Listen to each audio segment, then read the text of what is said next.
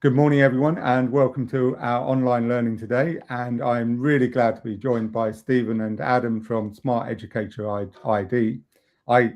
AI. Sorry, I got my tongue all twisted already. So that's a good stead for today's chat then. I know AI is a really popular topic in our community, and there's lots of people who are talking about it and how it can actually support teachers and school leaders into finding out what's going on in school. And so I'm really glad that Stephen and Adam are joining us today to talk about this and really go into details about how SmartEducator AI can actually support your school, and actually going into detail of AI and how you could use it in school to support your school leaders and your teachers. So I'm going to hand over to Adam and Stephen. I'm going to bring up their presentation. If you have any questions, please do ask in the chat. I will come in and ask questions during the actual presentation. And at the end of it, we've got a much longer time that we can actually talk about it. But I'm really delighted that you're joining us today. And I'm going to hand over to both of you now. Thank you, Jonathan. And genuine pleasure to be here as well. Just a little look behind the curtain. I've worked with you before, Jonathan, in the past, and it's always been a pleasure. And it's really wonderful now to be here again and be part of such an important discussion and something that's so kind of in the zeitgeist and in the kind of social consciousness right now. It's everywhere you look, AI, and is it the boogeyman? Is it a helpful tool? I think it's great to be here to be able to have those conversations and sort of hopefully dispel some of those myths and also kind of reveal some of those truths. So I'm Adam Smith. I'm the head of marketing here at SmartEducator. I'm also a former educator, and I think that will weigh in quite heavily to what we discussed today. It's kind of in my blood, really, education. It's something that I'm still incredibly passionate about. I've been in edtech since leaving the education profession from the classroom side of things. And yeah, my story really does factor in, I think, to what we'll be discussing today. So I'll come back to that in a minute. But Steve, you want to introduce yourself? So I'm Stephen. I'm head of technical and AI here at Sentient. So I guess my story kind of comes at it from almost the opposite side of Adam's in a lot of ways, whereby I was a student for a very long time and went through and did a PhD, and then sort of through that went into more of the tech side of things, initially going as a data scientist, and then through to machine learning engineer, and now here working on AI. So I've come at it really from the opposite side. But the reason why I stayed in education for so long was because I loved it. I really enjoyed being in that environment and learning and being around those people. And so seeing an opportunity where I can help educators now, like using the knowledge that I've been given by them, was something that really spoke to me. And so hopefully, through building a SmartEducator platform, we're really going to help modernize the classroom and empower teachers to do the best that they can. And I think what you've kind of hit the nail on the head with that first point there about helping teachers. And as a former teacher, there were just so many challenges in the day-to-day that were very much around workload and levels of admin and the things that weren't actually strictly the teaching element. And we really want to focus on those today. We were, in the title of this presentation, we're talking about efficiency, effectiveness, and then personalized learning.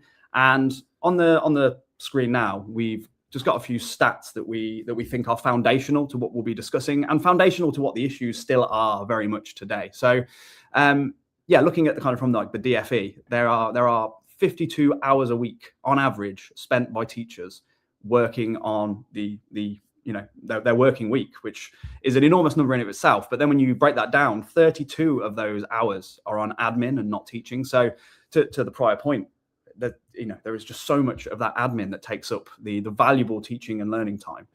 But not only that, that's sort of on the efficiency side of things, but on the effectiveness side, there is a statistic now that 44% of teachers are using AI, but they're reporting that their workload has remained unchanged. And the interesting question that raises is whether or not is the AI not effective, or is their use of AI not as effective as it could be. And another thing that we'll look at today. And lastly, and this is probably the most stark statistic that we have here that kind of is the foundation of what we'll be talking about. Only 5% of educators feel that the system lets them support their pupils or all of their pupils in the way that they would like.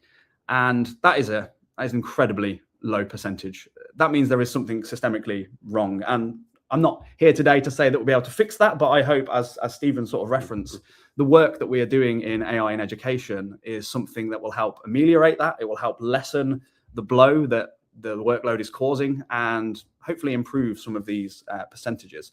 So I wanted to mention about my time as a teacher, because this anecdote very much speaks to this problem, and it's a long-standing one.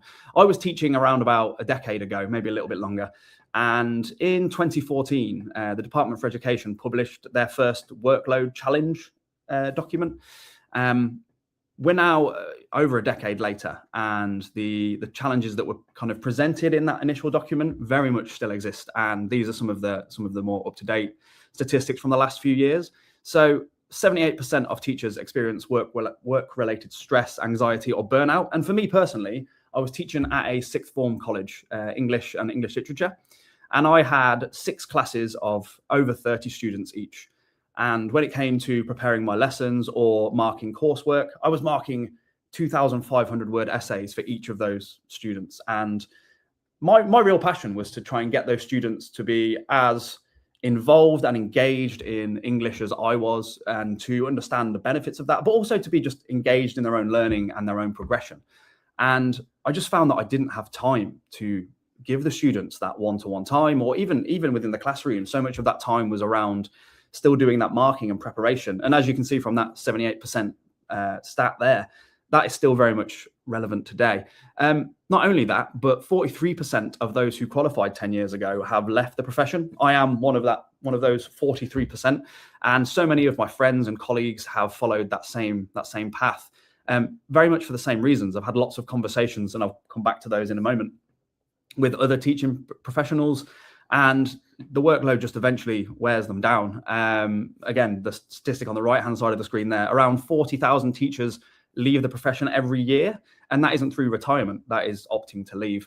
And then the last, I guess, important stat really is there is a 200% rise in teacher sickness absence. Originally it was around sort of 4 days per year, and now that has more than doubled to 8.6 days per year. So when I did leave the profession, I thought maybe I was in isolation, that this was just something that I couldn't deal with. There seemed like other teachers were managing it and getting through. But then when I started to actually have some conversations, I realized that was not the case. It was being felt across the board, within my college, within other colleges, within schools.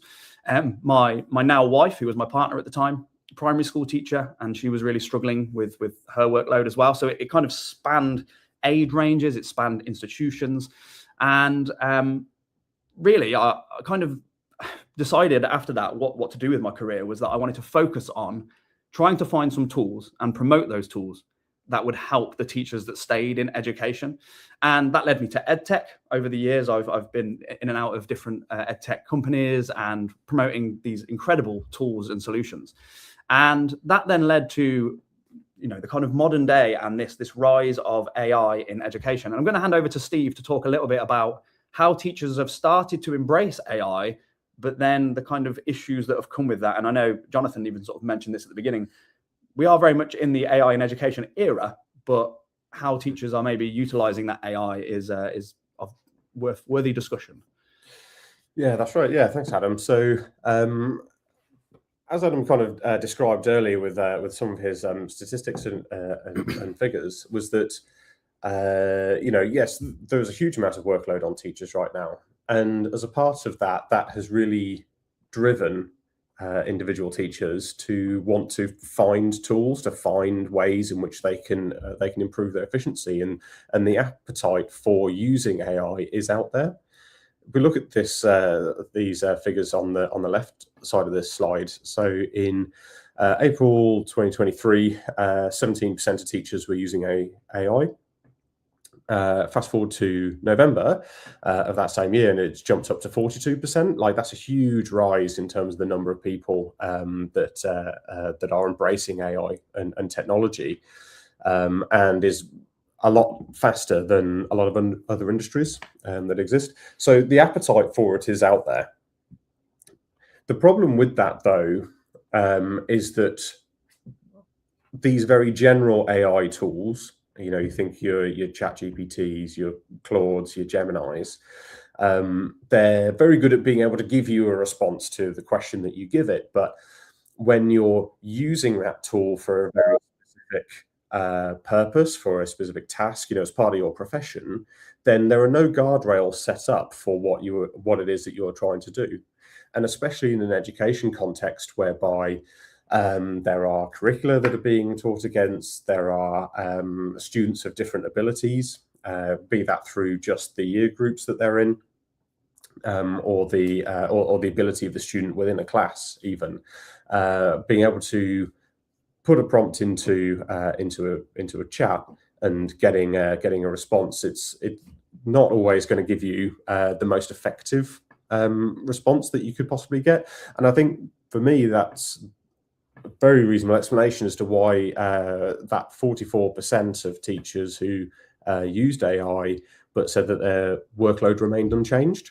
And so I think it's putting in those guardrails and putting in those, or getting the AI tool into interface with the existing teacher workflows and workloads where the efficiencies really can be seen.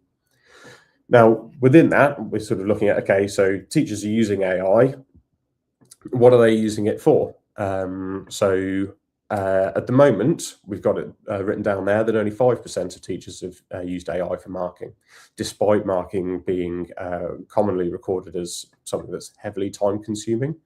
And I think there are a number of reasons for that, but one of which can be trust. Another one is the not having the guardrails in place, as I mentioned earlier. And then that bottom stat there, I think, also feeds into a part of that trust piece, or maybe it's better to call it like confidence with using the tooling, whereby 91% of teachers are entirely self-taught with using AI, using their own experience of using chatbots. Maybe they've read a blog post or two in order to try and get the best out of the models that they can. Which is fantastic that there is, again, that drive, from teachers in order to go and learn that stuff and to improve themselves and the outcomes that they're getting. But I think it's also indicative that there is also a massive opportunity there to add a little bit of structure into that training, which is why we have developed our own platform that allows teachers to log on, follow what is hopefully a very familiar workflow, very familiar structure for them, and we've done all of the bit around training the models, defining all the prompts, orchestrating all of the different pieces together into making a whole workflow. And so there was no dedicated tool for this when we started. But now I would like to give a quick little demo of how a teacher is able to mark an assignment in SmartEducator, which hopefully shows how straightforward it is from the teacher's perspective, but then also how well sort of organized the workflow is, I'll say. Yeah, and I think just while we're swapping over to that screen, for me, that 5% of teachers using AI for marking, that was the biggest workload for me. Prepping lessons is one thing, but you have the syllabus, you have the curriculum, and you're able to kind of build that. Actually, marking things is very individualized, especially if you want to do it consistently and confidently with sort of effective marking, and marking that actually gives the students some sort of clear guidance. So that statistic was surprising to me. And when I started to have conversations with yourself and everybody else at SmartEducator, I totally understood why they saw this gap, because if teachers weren't using AI for the one thing that was the most time-consuming element, and to your point, it's because there wasn't this dedicated tool that worked in the way that they worked, that understood the nuance of marking.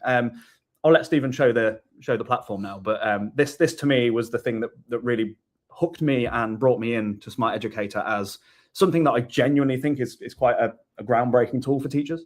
Yeah, perfect. No, thanks, Adam. So, yeah, and exactly as Adam says, there wasn't a platform that did this, and so we went ahead and built one, and this is what that looks like. So, as a teacher coming onto the platform, you can see that this one's sort of been used reasonably well, where you can see that there are some sort of recent activity items down here. But what I'm going to show you first of all is how to mark an assignment. So if I click on the mark assignment button, first of all, ask to select a class. So these are all classes that I've set up. In our platform, these can be set up either as an individual class with no students assigned, just by clicking the button there, or you can upload a CSV document of all your students and what classes they're enrolled in. And then our platform will configure itself in order to reflect that. Or if you use an LMS such as Microsoft Teams or Google Classroom, then we'll pull through the rostering information from that. And again, set up our platform will configure itself in order to be a mirror of what you've got set up in your Teams or Classroom environment. But that gets you the classes. So you come into the mark assignment. I will first of all be showing a geography assignment. So I'll click onto my geography class. I'm presented here with just a drop-down box where I can dump files in. Now you'll have to excuse my very messy downloads folder, and you're getting a little bit of a peek behind the curtain as to what the inside of my mind looks like. So what you'll see there is that I've just dumped in a bunch of documents into that upload zone. What has happened now is that our system has now parsed those documents and it is detecting what is in them. So it's immediately detected that this document is the assignment. This one is the mark scheme, and now it's working on these ones down here, which are a little bit trickier to identify because they're quite a bit longer. So I'll tag each of these as being submissions. Now, in this case, there are no names on these classes, so there's no names for it to compare to. But now that those are ready, I can hit that processing field, and then that will go in and start to mark. Now, in this case, because I've uploaded this assignment before, it just immediately went through and took me back to the mark assignment. But what I'll do is I'll go into the class, go on to geography, and I'll show you one that I've uploaded. Here's one we made earlier. Here's one we made earlier, indeed. So in this case, we've got a geography past paper, just to show kind of like the complexity and how advanced the platform is. So see here that total for the paper 70. There are multiple choice questions, long form questions, etc. You can click over onto the extracted tab here to see what our platform has pulled out of that. And then you can, in this case, we removed a couple of questions just to show a little bit of the editability, like you see in here. So if you wanted to delete questions, you can do so there. Or if you want to change in the question text. The reason why I point this out is because we had a request come in from a customer the other day of saying, hey, I want to use this past paper, but I only want the students to answer these questions, which are questions 2, 3, and 5. And so is there a way to do that within the platform? And said, yes, just delete questions 1, 4, and 6, and that will do it for you. And so that's what we're seeing here. So just to show a little bit the flexibility in which the platform. Now, when we did that, we also provided a mark scheme at the same time. Now, this is also just a Pearson mark scheme that I grabbed off their website and just threw in as is. So you can see that there was a bit of preamble there at the start, and then here's how to answer each of the questions and what they're extracted as. Now, because we removed some of the questions from the assignment, that only the mark schemes for the questions that remained are there, but we can see those here. And in the same way, we can edit these if we wish. We can add criteria in which want to be assessed. You can change the number of marks that criteria are worth. And then there's we have different types of mark scheme, which I'll just flash up here. So whether it's what we call a generic mark scheme, which is just a list of criteria, got then levels if there are things like essays being marked, and for when there are like assessment objectives, maths, and then we've also got some rubric options there as well, which is in particular for the American market. But if I come across here to the student submissions, we can see these here. Now these are all unassigned because, as I say, there are no students on this class. But if there were, then these submissions would be assigned to those. But I can click into that. So what I've done here is I've clicked in so that the teachers are able to review the marks that our platform provides. So we have a question selector up here, and so you can choose your question or just navigate between them like that. And then you have a student selector here, so you can jump between, or if you just wanted to answer all of the questions from a certain student, sort of like a question at a time, then you're able to flick through there.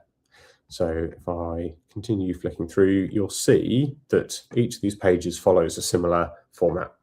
So on the left, we have the question up here at the top.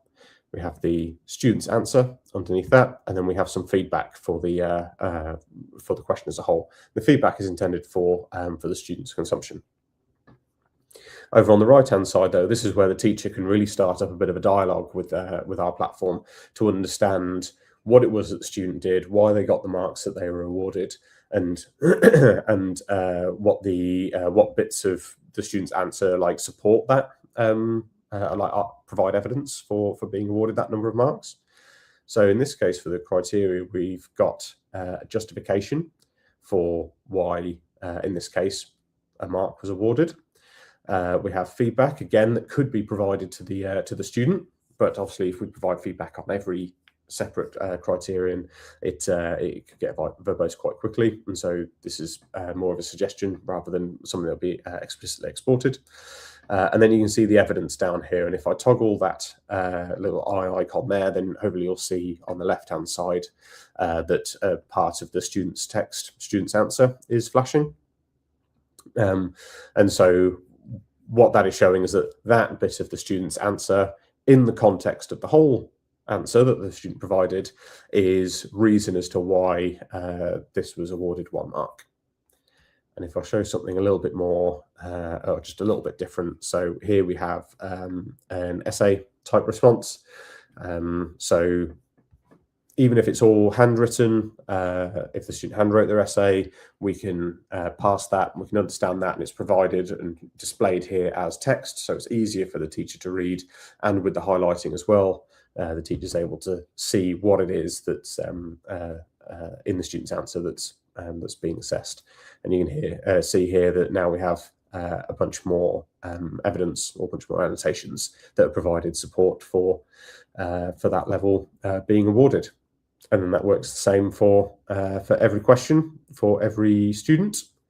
And what comes out of that, so if the teacher's satisfied that the marks provided are correct, then you get over to this results and feedback tab here. So what you can do from here is you can send the feedback back to the student. So you can either download all of the feedback in one go. You can export the results as a CSV, or if you provided the emails of the students as part of setting up the platform, then you can have that email directly back to them. Also, if you're connected to an LMS, then which in here I'm not, but if you were, then there's another option that appears that allows you to send the grade and the feedback directly back into the LMS. And so what we're trying to do there, just to summarize what I've shown, is that teacher can continue doing the assignment in the class as they do today. They can then feed it into our platform through a number of ways that is hopefully very time-saving for them. Our platform marks it, gives the teacher the ability and the power to control any of that, should they wish. But then once the platform has marked, then you're able to send the results and feedback straight back to the student. And then that's where I'll pause and we'll get back to the presentation. Fantastic. Is that showing now? Let's go to the... Sorry, there's a few technical issues here. Now we're trying to swap back. The bottom one, I think. Oh, no, it's not that one. Okay, top one then. So quick. Yeah, remove that one. Apologies. Oh, really interesting so far. I just thought jump in and sort of like what I really like is because we do a lot of work with the school leaders and what's happening in the community and talking to a lot of school leaders. And the latest Ofsted is saying, how do you implement impact into schools? And that's one of the biggest drivers at the moment. And with your platform, you can actually really pinpoint what that student knows. And I'm trying to put it into context because I was a primary school head teacher, and I was trying to put it into context of year 6 when coming up to the results and coming up to the SATs. We're doing loads and loads of test papers. And if someone could have just supported this, and then you have your own nuance of what's happening about that child, you could take this information and really clearly understand what the next steps are each child are, and that would make a huge difference for the teachers. I mean, that makes a massive difference. And I can see for sort of like what you're doing is actually finding out the fine details of what that student needs to do to improve. So yeah, brilliant so far. I put this onto the screen. My ramble's over.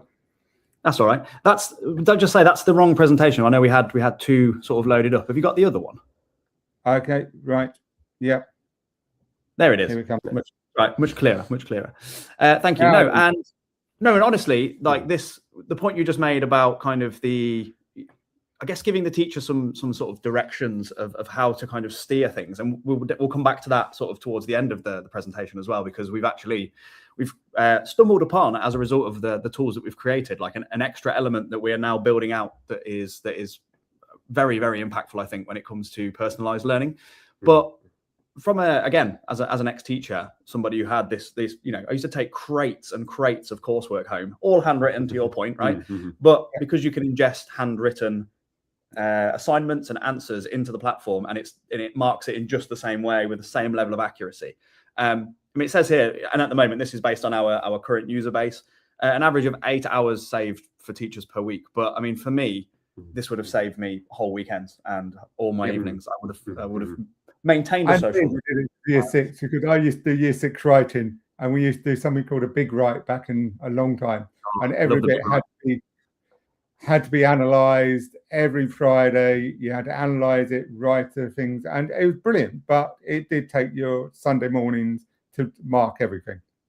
Yeah, and that's really why this stood out to me so much as a product. And what's wonderful as well, and Stephen touched on this sort of briefly. We're not looking to replace the teacher's role with this whatsoever. Like it is a support tool, and everything that SmartEducator puts to you as a mark, as feedback, it's entirely editable. Every single thing is controllable.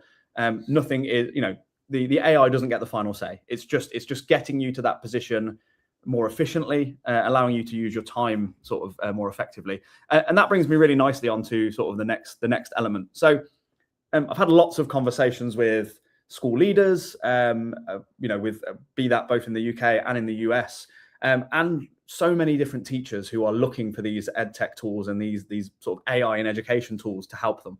And what I heard over and over and over again during those conversations is that, I use ChatGPT for creating assignments, or, I use Claude for creating assignments. But in the same way that if you were trying to, hammer a nail in using a screwdriver, you're using the wrong tool. You're in the right kind of ballpark, a screwdriver is in the toolbox, but it's not the right tool for the job. And I think going back to that, I think it was 91% of people that use teachers that are using AI are not are not sort of trained in it, they're teaching themselves, it's totally understandable that they wouldn't know where to go to find these tools. So when teachers are using ChatGPT to create assignments, that's great. And my wife, again, primary school teacher, was doing the same thing for a while, was utilize just typing it into the chat box. I need an assignment on this, or I need a quiz on this, and results would be incredibly inconsistent and varied. And that's because ultimately teachers are trying to adapt to those tools that aren't dedicated to schools and to teachers for that, that sole purpose. So as it shows on the left here, general AI tools are being adapted for that use, but they're not engineered to create curriculum content, and therefore the output is inconsistent, and it requires actually heavy sort of marketing, heavy editing after the fact. And that goes back to that other statistic that actually the 44% of the teachers that were using AI said their workload wasn't reduced at all. It's because they were having to do more work. And then, the final big one, no sort of exam board alignment, no curriculum alignment. And this really, and again, I'll hand back over to Steve in a second.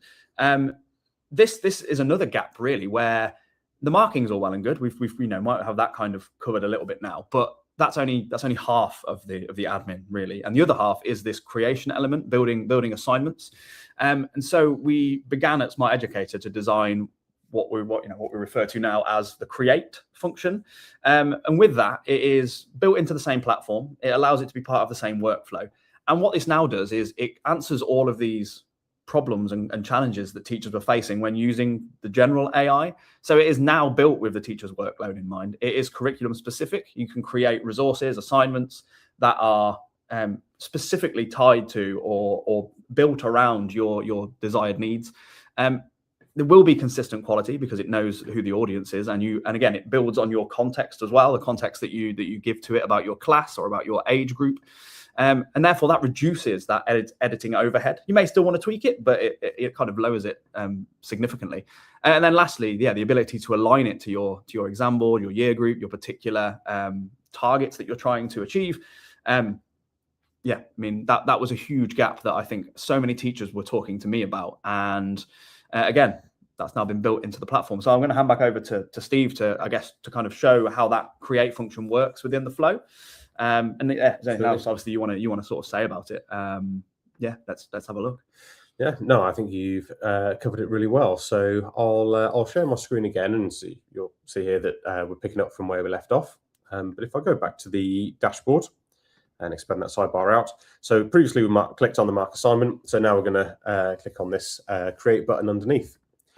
So if we go into this, first thing again, it asks you to do is say, do you want to select a class that you're creating for, and I'll show the reason for that in a second. You can skip and create without a class if you wish. If you just want to jump in, do a little bit of this and carry on, that's all good. But now I'll try a maths assignment just to show a little bit of the variation and the different different modalities that our platform can support.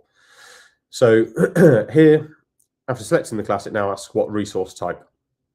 Now, at the moment, we have a lot of these different types of assignment resource types. Now, we have a very powerful assignment creation engine in the back end, and so these different assignment types kind of give you configurations of that. But again, all of this can be completely configured, and I would recommend anybody sort of spending a little bit of time diving into that to really see the full power. Obviously, I'll give a brief overview here today of where you can do that and how you can do that. But just to give a little sneak peek of what's coming in the future, then we've got lesson plans, reference materials, support sheets, vocab lists, word lists, that sort of thing. All sort of coming soon. So all of the other types of content that a teacher needs to be able to produce aside from assignments. But I'll concentrate on assignments for now, just because it ties in nicely with the marking. So I'll create a quiz, I think. So I'll click on that. And now here I can describe my topic. And so I will put in something like quadratic equations. And then I can go and refine that topic, and we'll go away and our platform will recommend you some like more specific topics in order to that you can go and that you can select. You can add in more detail if you wish underneath that, like just do it yourself. Put it in here, but that is also optional. But once you're happy with those, you can go and generate the quiz. Now, before I do that, I just wanted to point out a couple of things. One, which is why we asked you to select a class to begin with. So you'll see in the top right here that the maths class has been selected. And there's this toggle here about using context being on. If I review that, you'll see the sort of context that we take into consideration when we generate. So the idea is that if this context has been set on that class, so which education system are you in, which year group, what subject are you being taught, what exam board are you working towards, and then there's free text fields down the bottom here about are there specific learning goals, or are there things that the students have been taught before which they really should know about. And so if we ask questions on it here, that should be taken into consideration that they should already know this stuff and should have already been assessed on this stuff before. If there are accessibility requirements, you can add that in here, although you also have the ability to add accessibility requirements on individual students. Appreciate that might be more useful than being able to set it on a class as a whole. And then you can set a whole bunch of other stuff here. And so for the output of the assignment, you can say what feedback that you like in terms of the length, the style, how strict you want the marking to be. We default to balanced, but you can change it to more lenient and more rigorous depending on your needs at the time. And so you can set all of that here. That applies to this resource being generated because it's associated with that maths class. So that is understanding what the current knowledge is that should go into generating this assignment. Now, what about the assignment itself? So I said that we had a powerful assignment creation engine in the background, and this is where you can configure all of that effectively. So again, I won't go through all of this because it will take too much time and it'd be too much information to give in one go anyway. But I would encourage everyone to go and take a look into this. But the headline things here are you can set how many questions you want, how long you want the assignment to take, and what the total marks are that the assignment should be worth. Now, of course, you can configure these so that you can have some impossible combinations, like I want 1,000 questions and for it to only take 1 minute, for example, if you wanted. Now, our AI will then do its best to try and kind of like come to some sort of acceptable compromise between those two things, but that can all be configured after the fact. And then or can all be adjusted after the fact. To the point with the marking earlier, anything that you create, you can also go in and edit and change and do whatever you want with it. And then down at the bottom here, we've also got difficulty level. So foundation, developing, or advanced are the sort of three levels that we defined in order of increasing difficulty. And then there's mixed. So that will then create some questions which are easier to answer, some which are more complicated. So as I say, and then there are a bunch more options down the side, which is what I'd recommend you go and look. So when you hit generate, it will then go and generate the assignment. It gives you the ability to edit, but instead of waiting for that to process whilst we're in a live demo, I have generated one before, and so I'll come on to my maths class and I'll have a look at this. So you can see here it's a quiz, quadratic formula. Is what I did it on, and so you can see here this is the document that was produced for me from our create space.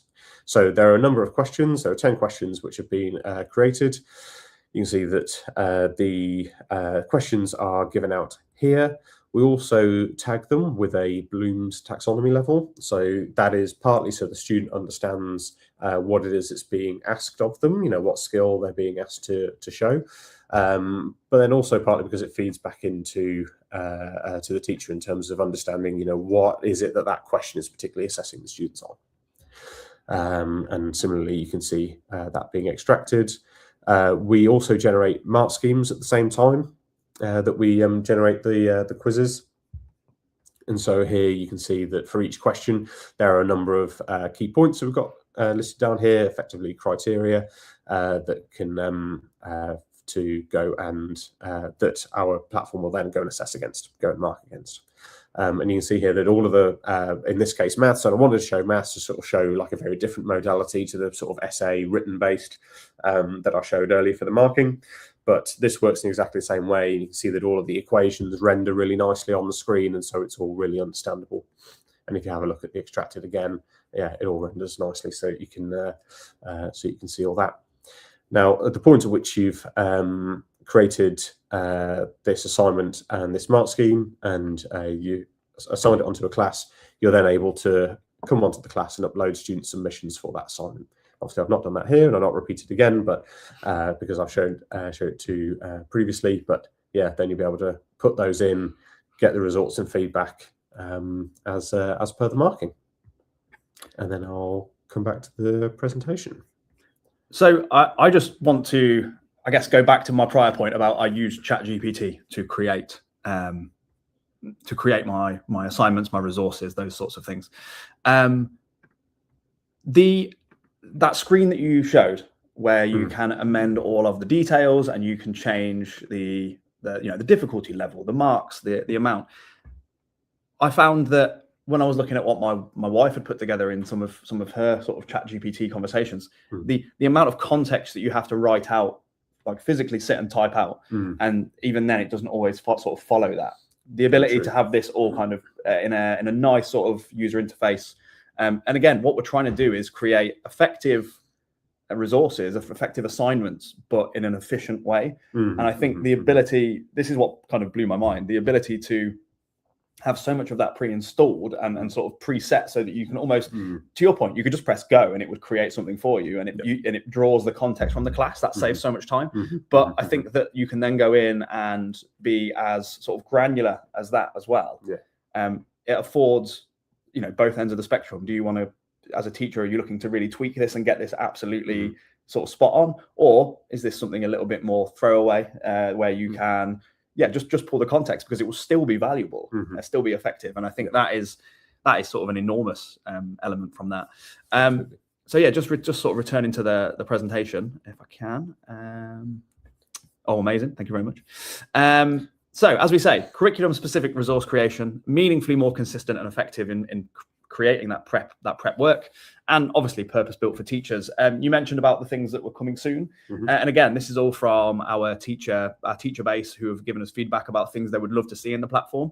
And to Stephen's point, you can actually go and try this right now. There's a QR code on the screen, and we'll give a few more details towards the end as well. But there is a 30-day trial for teachers. You can go and test out all of these features with your own classes, your own students, your own assignment needs, whatever it is you want. Go and have a play. We encourage it because, again, not knowing that these tools exist, not having had chance to use them or even be trained in them, hopefully this has kind of given you the taste to go and give that a try. Right, the last thing, what about the students? So we've really kind of, with the platform, looked to speak to and support those teacher challenges. But going back to my time as a teacher, the reason I got into teaching was because I really wanted to support student learning and growth and their own personal journeys. I felt very lucky as a student. My English teachers specifically were so nurturing, like so giving with their time, and I wanted to kind of, I guess, carry that torch on for the next generation. But as mentioned, there just wasn't the time to give that to my students in the way that I wanted to, and that not only led to sort of a burnout, but a real sense of, I guess, almost like I didn't feel like I was doing the job well enough. And but no comment on my own sort of teaching ability, but it absolutely, the circumstances within which the teaching took place were less than ideal. And yeah, we've got some stats here that kind of show that there is a lot of that feeling around. So only 5% of educators say that the current education system allows them to support all their pupils in the way they would like to. We showed that stat at the beginning. But that feeling is seemingly being felt by the students as well. We know there is a mental health crisis in young people, but there's also an educational crisis, because 1.9 million students in England are not ready for the next stage of learning when they move up year groups. And 3.8 out of 10 was the average school enjoyment score given by year 8s across the UK, which was down from 6 when they were in year 6. So you can see that their actual learning and those sort of individualized journeys are certainly not there. And I think that's one of the reasons I enjoyed my education so much. I was very lucky in that respect, and I think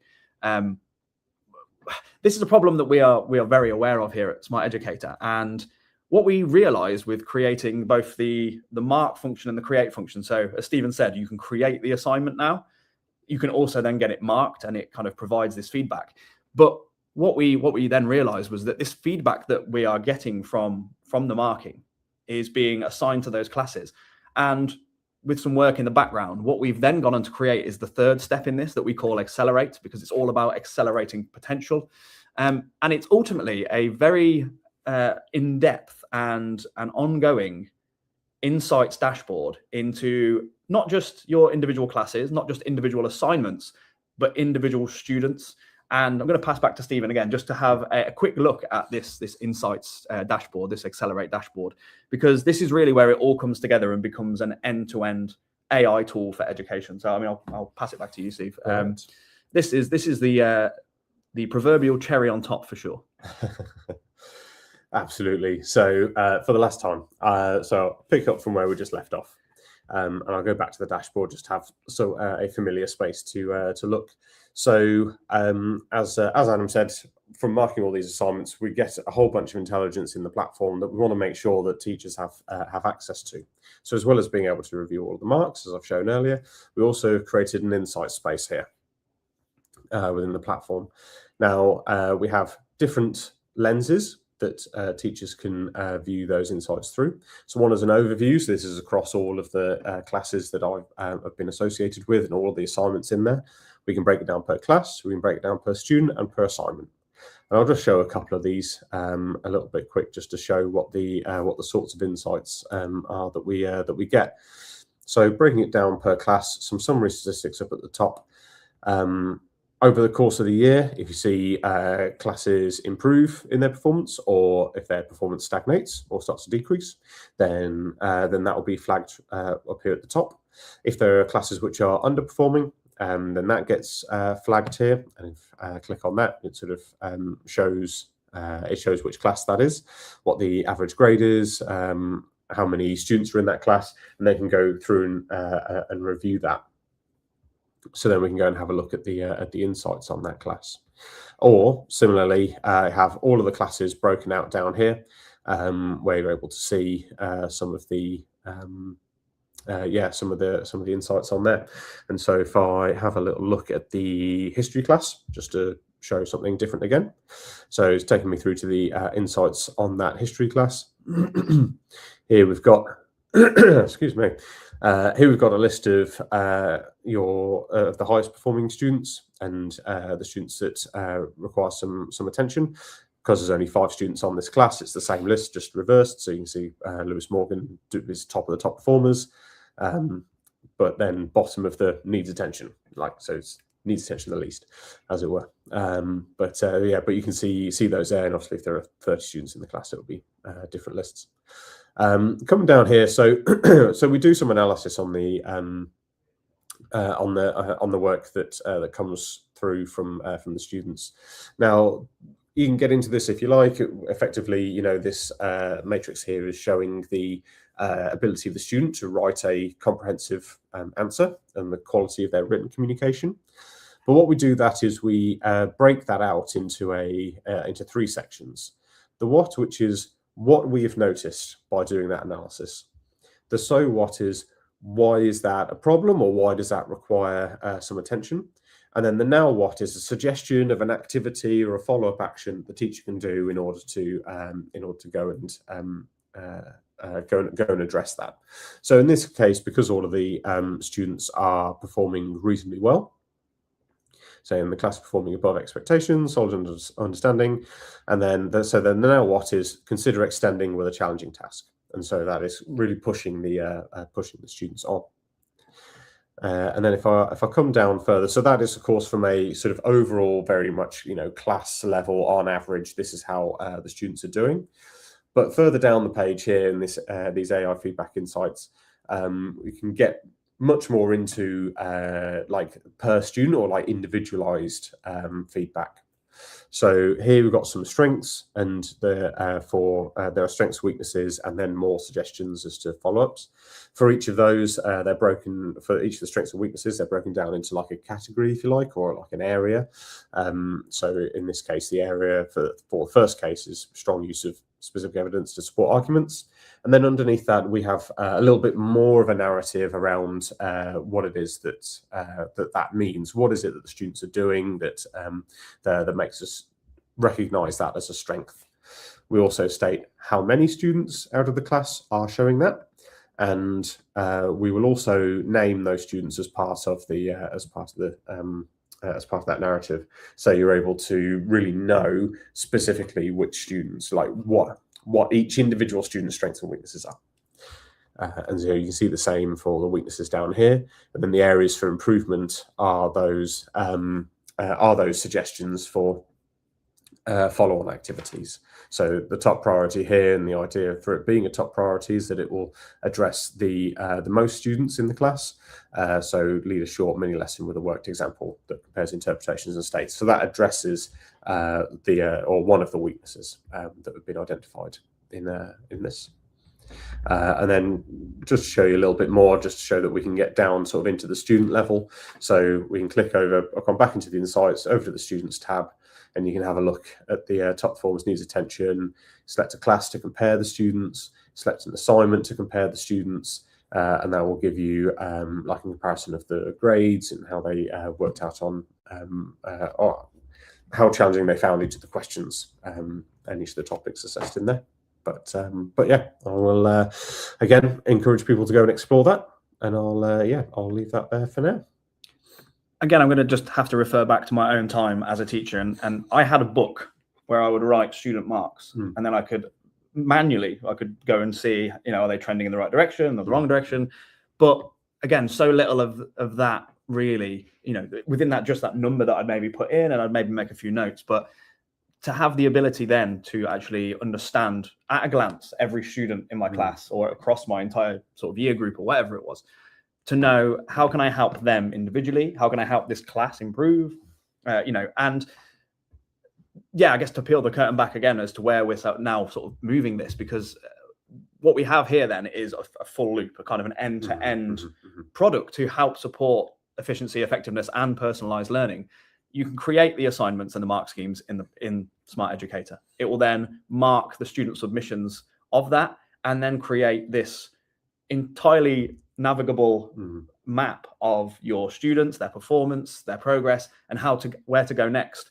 And then you can just go back to the create stage and say, okay, well, I want to create that lesson that you've recommended for me, and we go again. And what that allows, if we can go back to the presentation slides now, what that allows is genuinely achievable personalized learning. And I'm just going to kind of skip ahead, I suppose, from this bit here, but to go back to the 3 pain points that we raised at the very beginning.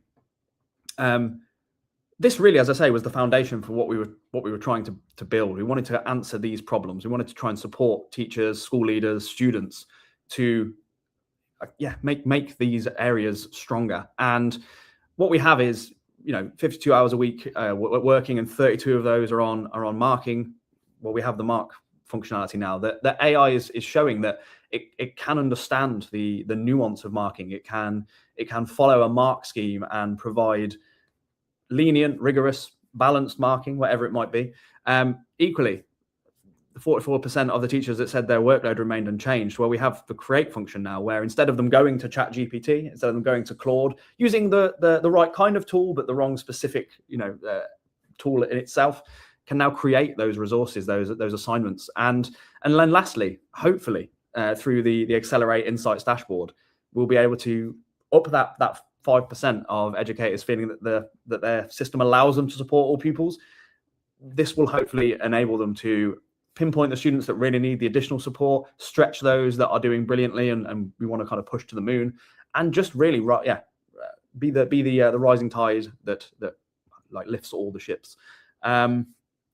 And I guess we'll kind of bring it to a close there, really, and see if there's any questions or any sort of closing comments. But as we just sort of referenced, we would love for you to see what a term as a smart educator feels like. So for individual teachers, if you're listening, you can start a 30-day free trial whenever you would like over on our website. You can just scan the QR code there and head to the sign up page. And equally, if you are a school leader from an individual school or from a MAT, or even if you are in a slightly obscure kind of educational department somewhere that does something very bespoke, this platform can still work for you and for your particular institute. So we would love for you to reach out, if only to have a discussion really about what challenges you have and whether we can support those. So there's some email addresses at the bottom there. You can reach us at hello@smarteducator.ai, or if you want to reach out to me specifically, asmith@sendient.ai, or sbrowett@sendient.ai for Steve. But yeah, I'll close on again a personal kind of feeling around this. I'm not sure I would have left teaching if this tool had existed when I was there, because this answers so many of the issues and challenges that I was facing, and I think it could have transformed my work-life balance, but also the work-life balance of my students. So, Jonathan, back to you. Oh, it's really good. I mean, I can see so much potential within all that is in that platform, and as a school leader, I love the insights. The sort of like the way that you can find out about different topics and different classes and what their weak points are, and it links so well with Ofsted and what they're trying to achieve. We had one question for you, and it's like quite an important one, and so like it's basically, if we import emails and work attached to the student into your platform, how do you ensure that you stay on the right side of the GDPR regulations? And if you upload student work, does it stay in your platform, or is it accessible to all systems online, or all AI systems online? No, it's a great question. Yeah, so we actually have a number of different AI models deployed. So on that, just picking up on that last point that you mentioned there, but we have agreements with all of the like data processing agreements with all of the model providers that they do not store or process the data for any time. So it's not used as training data. It doesn't stay in their environment or anything like that. So after it's been processed, they forget about it completely. And then in terms of the data security sort of element in general, that we have a secure cloud-based environment where the data is kept like in our database, that we control, and we have the relevant GDPR sort of security restrictions in place on that in order to, so we are compliant. We are GDPR compliant. That's good to know. I mean, we have our own agent within our community that just has all the information from the community and no other information, and it's not shared with anyone else as well. It's our data to that point. So I can see where the question's coming from, and so many questions about. Sorry, Jonathan. Jump in. Like that, I think with it being the reason we wanted to create this dedicated education tool is for reasons like that as well, because it's uploading student information to regular ChatGPT or to regular Claude, or just kind of in your own sort of personal time. I think this goes back to the training element as well. I think teachers are so desperate to find a way to alleviate their workload and their challenges that they do some of these things maybe without knowing those dangers. And again, that's where we sort of want to step in and make sure that we are offering a platform and a service that is safe, that has the guardrails, but is also designed for a teacher to use and feel comfortable in the environment. So we don't share any data with any other third party unless explicitly given permission to. And is there any final point you would like to share with our viewers about SmartEducator AI? I would just say this is a really exciting time for anybody to kind of come and give this platform a go. As we say, we've now created this. What started off as a sole marking platform is now an end-to-end support solution for teachers and school leaders. And I think, honestly, trying it yourself is the best way. We can show you as many screen shares and we can talk about the percentages and things, but until you upload your own students' work and you see that it can pick up their handwriting, it can mark with nuance and kind of care and consideration, and that you can then create resources that are specifically for your class, specifically for your age demographic, specifically for your needs. That's where the real magic happens, if I can use that. I think some people do say, oh, AI feels like magic. And when I first used this platform, sincerely, as an ex-teacher, my mind was blown, because this just didn't exist when I was teaching, and now it's available for general use. So please just come and give it a try, or reach out to us if you want to. If you'd like to, have a few of your teachers try it at the same time. We'll do like a big trial with you. We'd love to do that. Brilliant, and thank you very much for your time. Really insightful conversation you had about the whole system. I love the system. I love how you built it, and the whole purpose and the ethos behind it. So it's really, really good. So thank you for watching today, and we've got many more other webinars and events coming up next week.